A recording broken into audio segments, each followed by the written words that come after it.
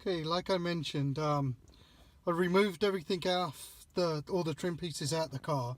There's plenty of videos on how to remove that from the car, but I wanted to show you. I've hooked up the wire harness that I did. I know some people may not like the way I've done it. Some people may say it's all kind of messy down here, but it works for me. This is a bit that goes into the head unit. This goes to the factory connection. You won't have this. This is from my old Sony when I wired it up directly, Sony head unit. You would have this connector piece. It would go into this extra harness, the one that I bought for this car, and the parts number is in the comments field. And again, this goes in the head unit. The other thing that I've done is I've got the GPS. This is the GPS antenna, and I also wired up the if I can get it, the external microphone is here. Now, how I did this is I kind of routed this through here. So what I did down here is you can take, let's see if I can get this, you can take these panels off and you can get access behind here to route the wire. So you get that through. Then I kind of like went up from here. You can see the pull the wire out now. You actually put that back in. So you drop this, go up. You can tuck it in behind there. There's a little ledge. Lock it in place.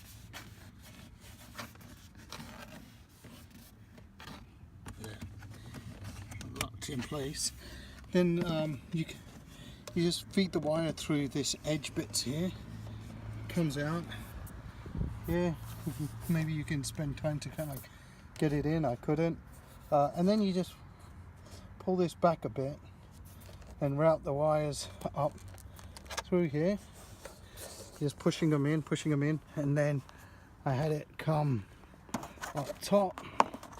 Pushed it in there, and that's where my GPS would go, and I stuck my microphone up here.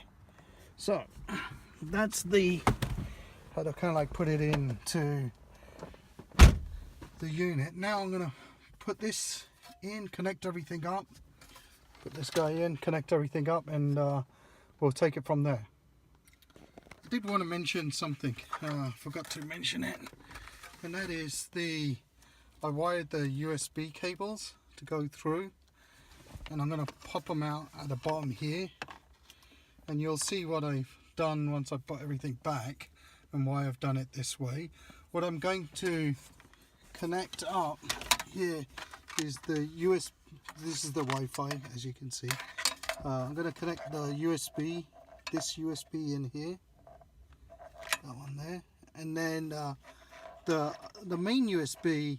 I think this is really for a dash cam, but I've not connected it up yet because I don't have a dash cam.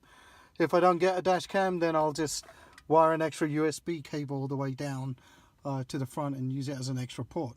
So let me connect it up, and let's talk once I've connected it.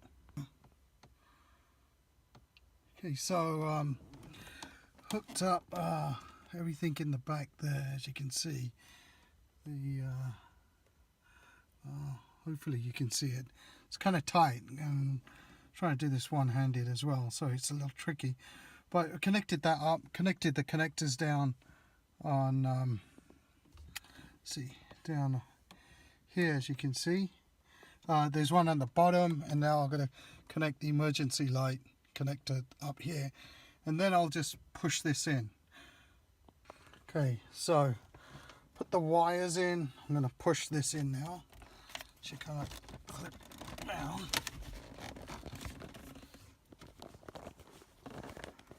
Let's see.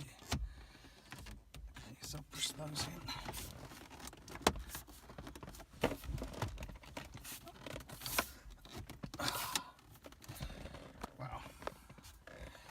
Did require some effort to push that in. Just make sure that's working. Okay, so these are now in. As you can see, you can press the buttons down here. I did check, I can get in my USB cable in. Right. Try and get that in here. As you can see, it does fit. Hopefully I don't need to use that much.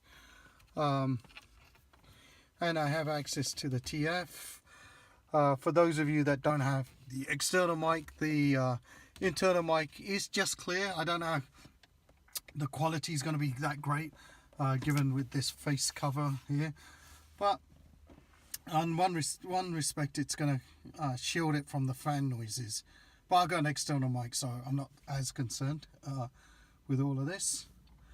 Now I've got to hook up the 2 screws that bolts that go down here.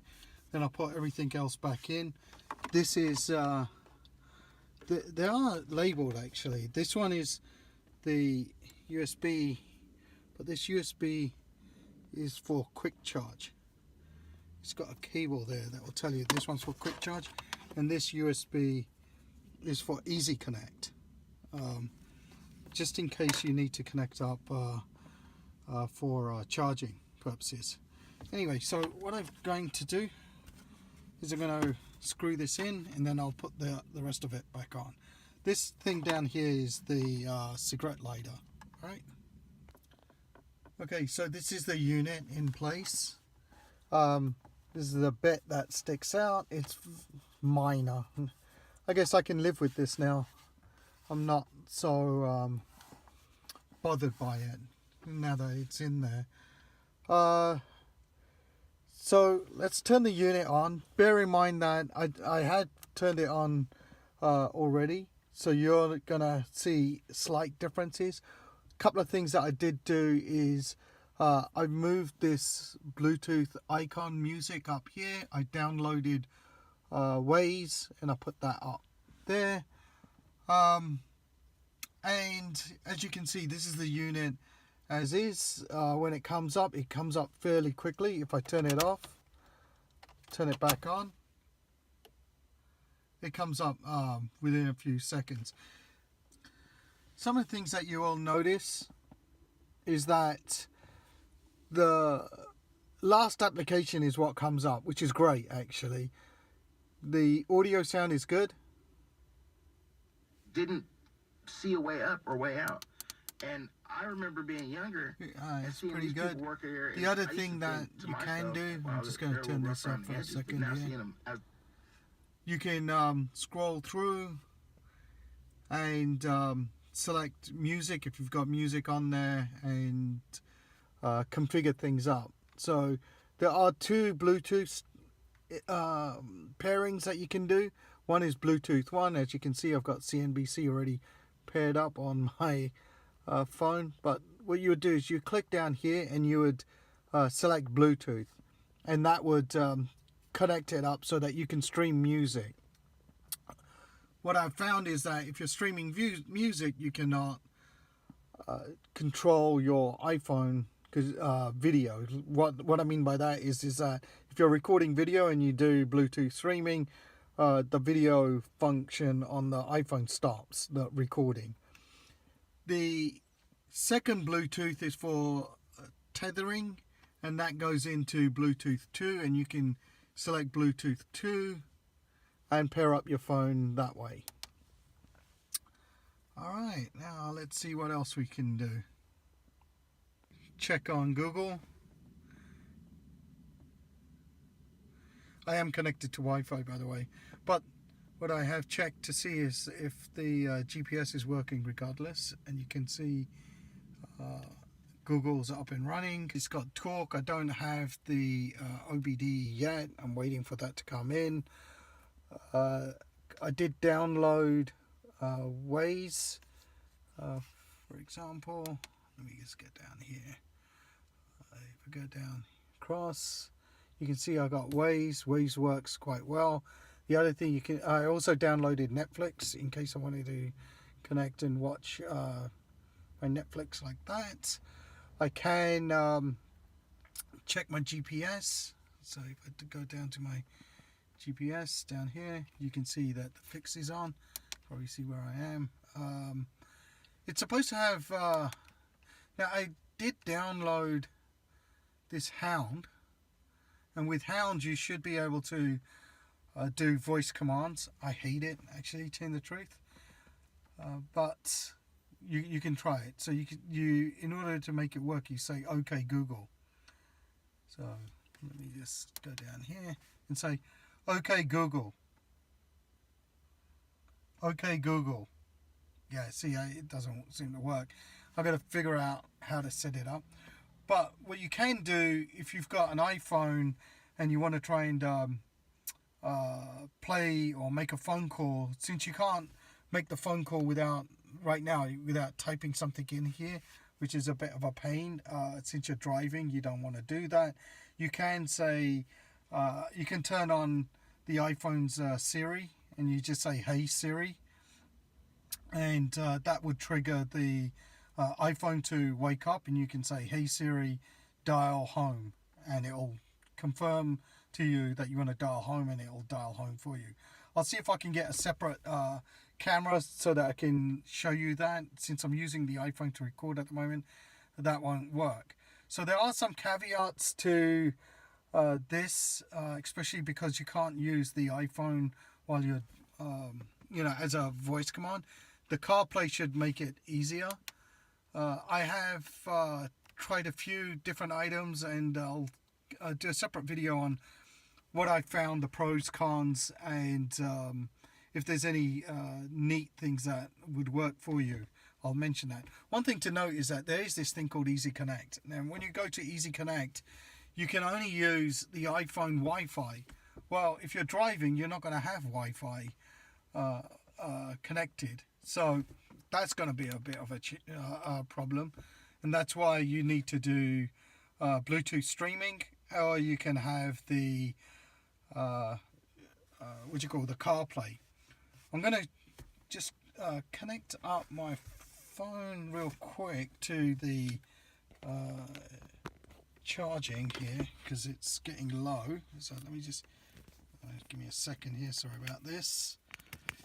One thing that you can do, if you got tethering set up, which I believe I have set up, you can go to YouTube, and it should play videos on YouTube as well. And since I've got this connected up, let me just, so you can see, you can go to different videos.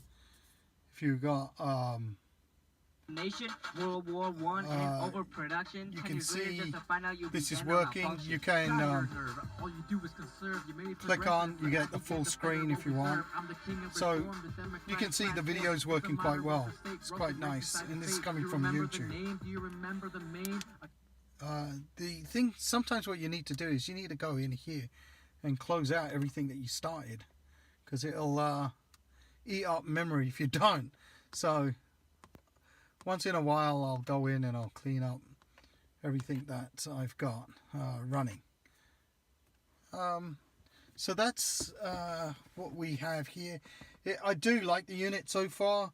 I did make a quick phone call to my friend, and he said that it does come out okay. I don't have any issues with the brightness. I didn't connect up the illumination wire. I did not connect up the backup power the power to the camera in the back, because I don't have one yet. As I add on things, I will show it to you. But the key thing is, if you're connecting up your iPhone, you're gonna have to turn on Hey Siri on your iPhone to wake up. And there's a thing that you have to set up so that it always goes to the Bluetooth rather than going to speaker or the iPhone when it dials. I'll explain that in a separate video, but hopefully you like this, and give me a thumbs up. All right, thanks, bye.